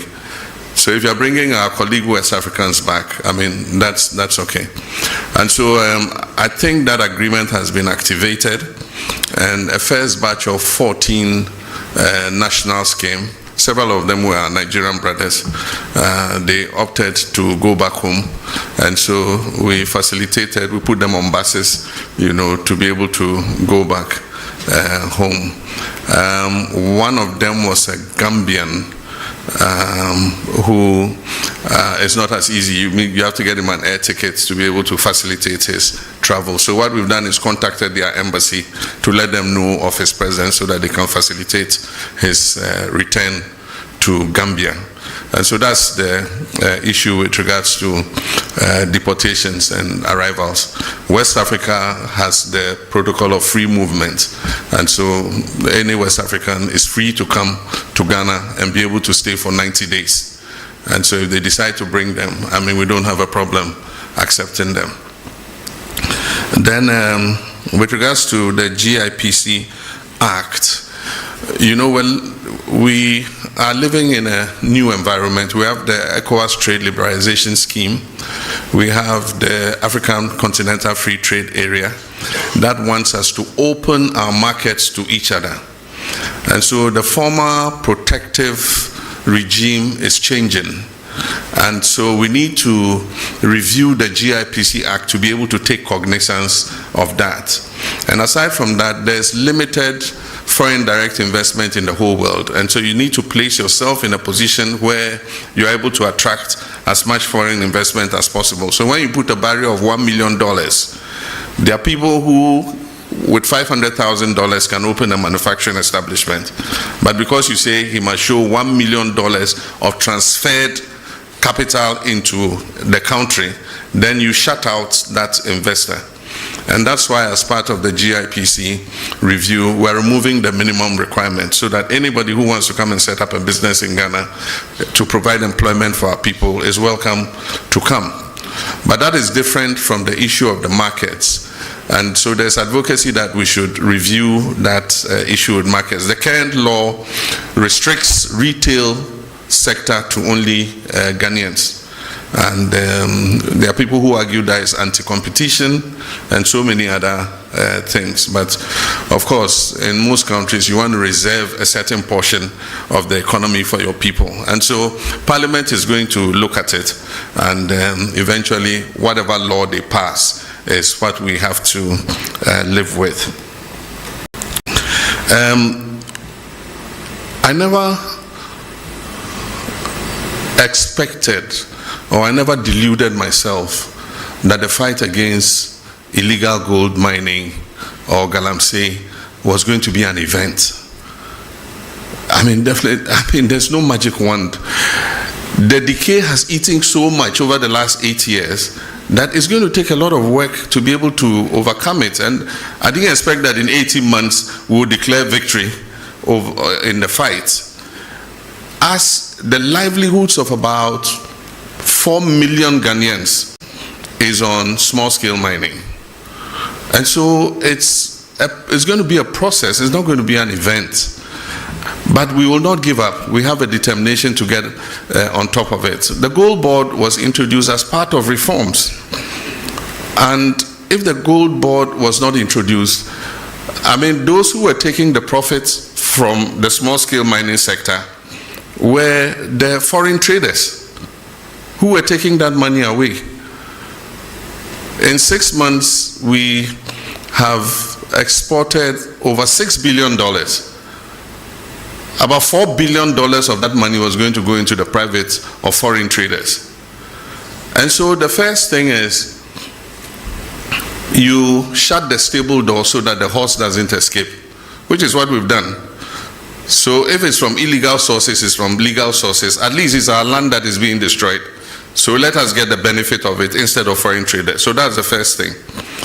But if you go and read the Gold Board law, it has a requirement for tracking and tracing. And as I speak, the Gold Board is working with an organization to put on a track and trace system. And so they're going to see those who have legitimate license requirements so that they can assist them in responsible mining, so that we can buy that gold off them. Once we do tracking and tracing, it's in our interest, because then we can export under LBMA, and we'll get more profit from exporting under LBMA. So the Gold Board is not just about buying gold, it's also about financing responsible small-scale mining. And mind you, small-scale mining is not illegal in this country. It's provided for in our laws. It's just that in many cases, we've not even trained the miners about what responsible mining is. You just see anybody who gets an excavator just goes anywhere and starts digging and washing. But small-scale mining takes place in Australia. It takes place in Canada. And so as I speak, we are organizing a trip for the Small-Scale Miners Association to Australia. Australia has given us an invitation to bring them to come and see how small-scale mining is done without destroying the environment. And so that's something we're going to take an advantage of. And the Gold Board is leading, and the Ministry of Lands and Natural Resources are leading that charge. Only recently, our Minister for Lands and Natural Resources came back from Australia. And so we need to train these small-scale miners. The gold is a blessing that God gave us. It's a natural resource that God gave us to make life better for our people. It's just that the way and manner in which we are going about it is causing distraction to the environment. But it is the result of an increase in the gold price. And if you've read widely, you find that the same thing is happening in Peru. It's happening in several other countries because of the heightened gold price. And so for whatever little gold you are able to find, you get more money. Galamsey was not a problem when gold was $2,000 per ounce. But today, gold is pushing $3,600 per ounce. And because of the lack of jobs, jobless growth for several decades, there are a lot of young people who are coming out of school who have no job work to do. And so for them, that is the only livelihood. And so we must not think just about chasing them all over the place without providing alternatives for them. Because the alternative is that they should stay home and starve or go out and do something deviant. And that's why we came up with the cooperative mining concept, for which we recently lost our colleagues. They were going to launch it, the first of its kind in Anglo, because one of the things we said was that we're going to let the big mining companies seed off some of their concessions. Some of them have 400, 500 miles square. And there's gold in some parts of those concessions that they will never mine because the grams per ton of ore is so low. But yet, if you put a small-scale miner there, he can mine it effectively. And so we've discussed with them and they've all agreed. And so Anglo Ashanti was the first. They've cut a part of the concession. And that is what Omani and Murtala and Co. were going to launch, cooperative mining, so that we'll move the small-scale miners from the forest reserves where they are causing destruction and settle them on the concessions where the big mining companies have seeded. As I speak, Newmont has demarcated an area for these small-scale miners. And we have asked the big companies to mentor them and supervise them and make sure they do the right thing. So that was going to be an alternative for moving them out of the forest and other places so that they can mine under the supervision of those companies. And that's where our colleagues were going when the helicopter crashed. And so it's a program that we're going to continue so that we can give them an alternative, not just go chase them around without finding something else for them to do. And so that's something we're working on. With regards to excavators, we're enforcing the law that you must get the permit before the excavator is put on a ship. That is what the law has been, but it was not followed. And so they let the excavator land before they come and ask the Ministry of Transport for a permit. And so we've informed all the dealers that you cannot load an excavator onto a ship until you have gotten a permit. In the meantime, a lot of excavators have arrived at the port. And recently, somebody said they were being released at midnight to their owners and things. That's not true. What happens was there were so many that they had occupied a huge area of the port and congested the port. And so we found the land near Shai Hills, near the military installation. And the Field Engineers Regiment and others have been given charge to move the excavators from the port to that area so that they can free up space in the port. And they do that in the night because of traffic in the daytime. So in the night, they have the payloaders moving the excavators out of the port to the designated areas where they are supposed to be held. And before any of those excavators is released, they must be tracked. They must have a tracker on them. They must be registered by the owner of the excavator. And we must know the purpose for which the excavator has been imported. Because the construction industry also imports excavators. And so you cannot put a blanket ban on importation of excavators just because you think that every excavator is going to go into the illegal mining industry. Even the big mining companies that have licenses import excavators. And so we want to know who is importing the excavators, who it is going to. We want to be able to put a tracker on it and be able to trace that excavator wherever it is in the country. We called off the IGP's anti-Galamsey task force because they are supposed to coordinate with NIMOS, that is the National Anti-Illegal Mining Operations Secretariat. Unfortunately, they were not doing that. So every little commander in any this thing gets up, Galamsey phobia, they can't tell who is licensed, they can't tell who is not licensed. And so it was just like an attack on the whole small-scale mining industry. And so what we said was they should freeze their action. They should synchronize it with the National Anti-Galamsey Operational Secretariat so that they can be directed exactly to where to go in terms of the anti-Galamsey fight. While we're fighting Galamsey, it doesn't mean that it's a free-for-all for everybody to get up anybody gets up, puts on a helmet, puts on a jacket, and says, I'm anti-galamsey. They say, we're not looking for chaos. We're looking to do it, in a scientific manner so that we do not hurt the whole of the small-scale mining industry. We talked about special courts for anti-corruption. I actually said we'll speak with the Chief Justice and see if they can create special courts for prosecuting people who are flagged in the Auditor General's report.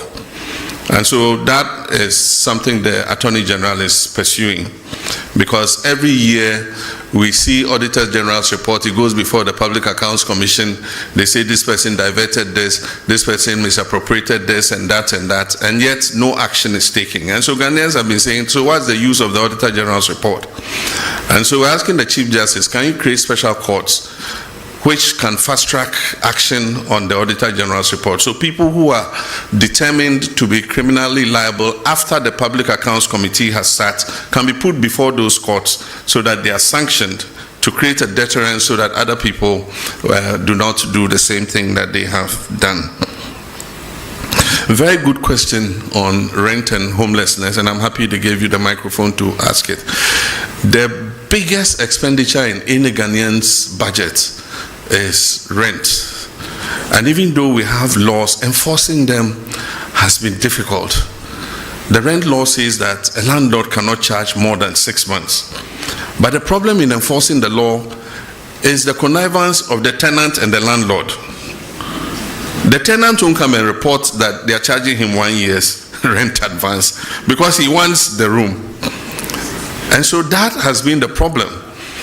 And the problem is because our population is growing beyond our housing capacity. So the competition for accommodation and housing is very strong. And that is why we must expand our housing coverage.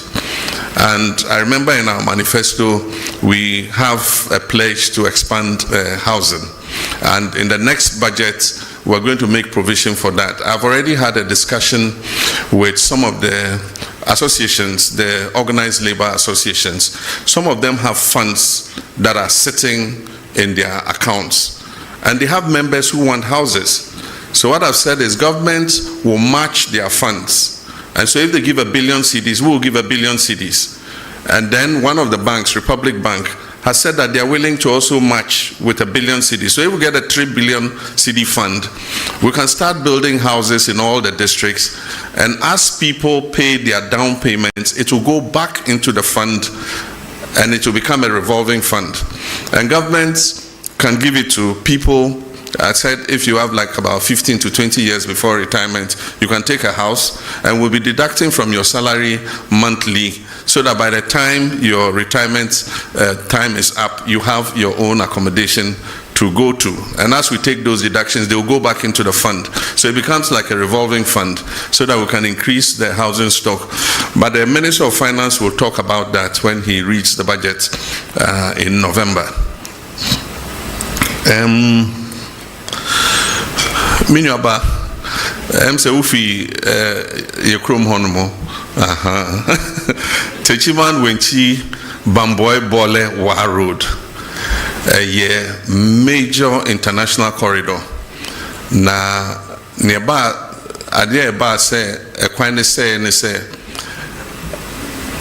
a bedroom rebia trucks ni bebre omokom Mali any Burkina Faso a ye Bobo Dulaso a hono a hoakoye kwanya a one faso ma omo enti omo mfa techiman omo mfa kentampo kwan ni bium e ko pagansa na omo akomani because omo fa wenchi kwan na omo ko pie bole no mo pie wa no mo ko pie hamile wodru hamile a Bobo Dulaso e wo enchen ho a wo pai efa wonsa benkum so a de wo ko Bamako enti ama enhyen akese ne bebre enam sa kwan no so ekwan no so ya nye ne se ebetimi afa sa wait, how do you call wait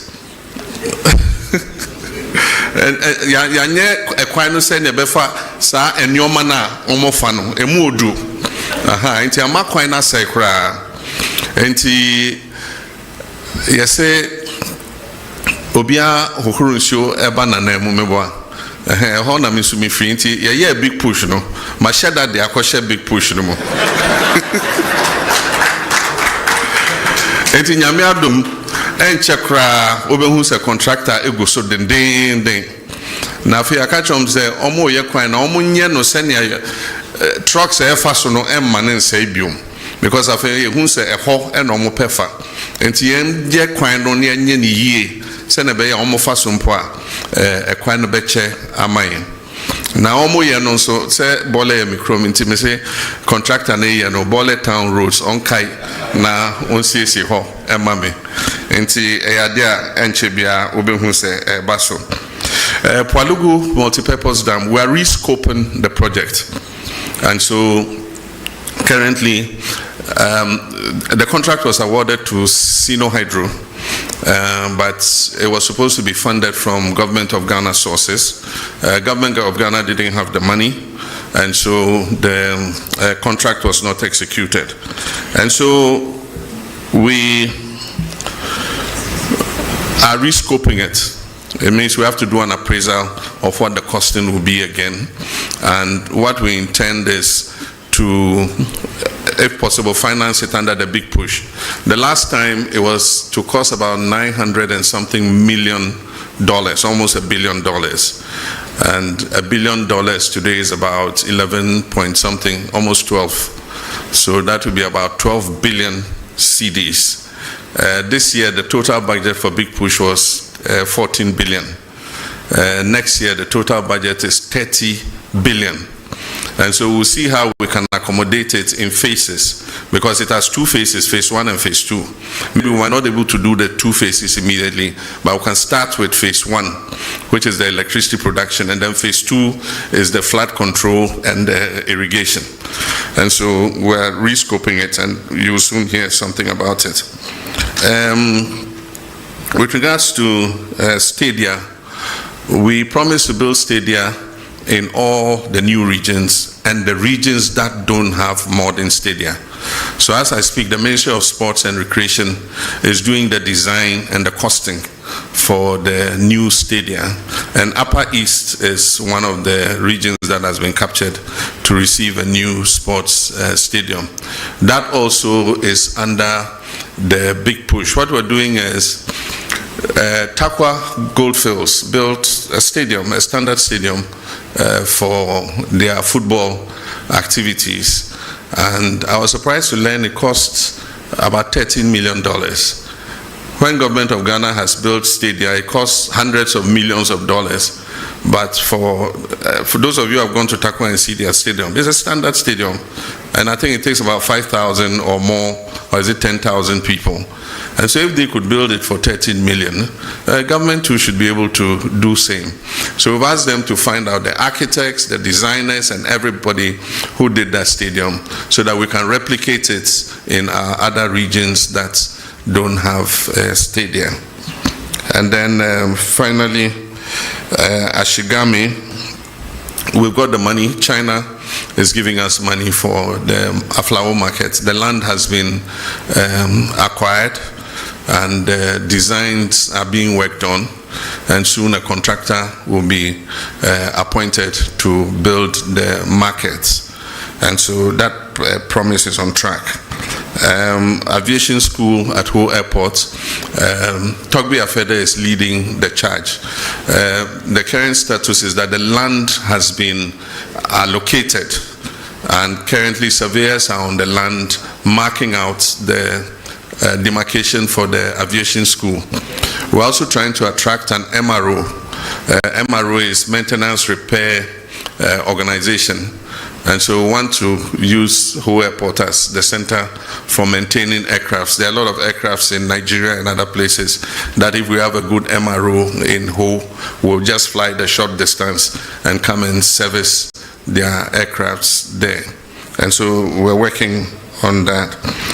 The last question was about the referral of two of our executives to Yoko to investigate allegations of involvement in illegal mining. That investigation is active. Some allegations were made, and IOCO is investigating whether there was any substance to the allegation. As and when they conclude that investigation, they'll give us a report, and we'll determine what should be done. So that's it. I think I've answered all the questions so far. I thank you very much for your attendance, and this is the first in several such encounters. I'll make myself available as regularly as possible to answer any questions that you might pose on behalf of the general public. Thank you very much. Thank you very much, Your Excellency. I was actually billed to give a vote of thanks, but it would appear that you have done it at presidential level. So I'll proceed to thank all of you and indicate that we will draw the curtains down on this program at this juncture. But before we do that, we will all stand for the national anthem, after which His Excellency will depart.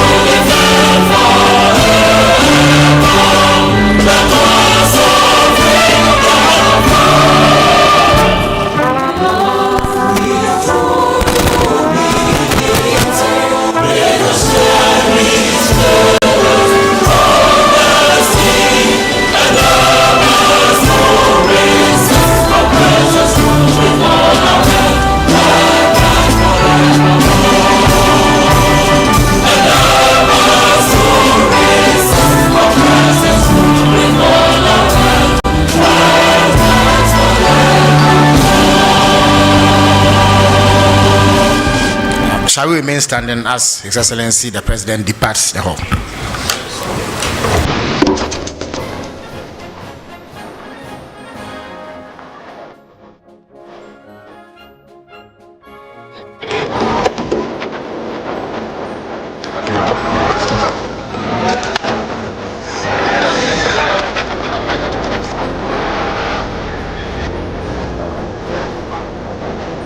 I'll see you.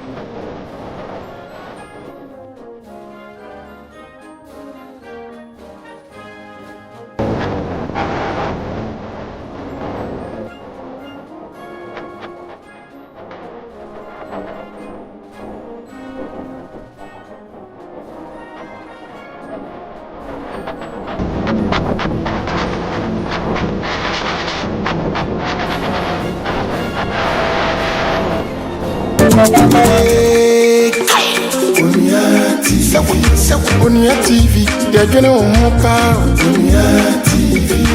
Onua TV, yadwene wo ho pa. Emo akwaba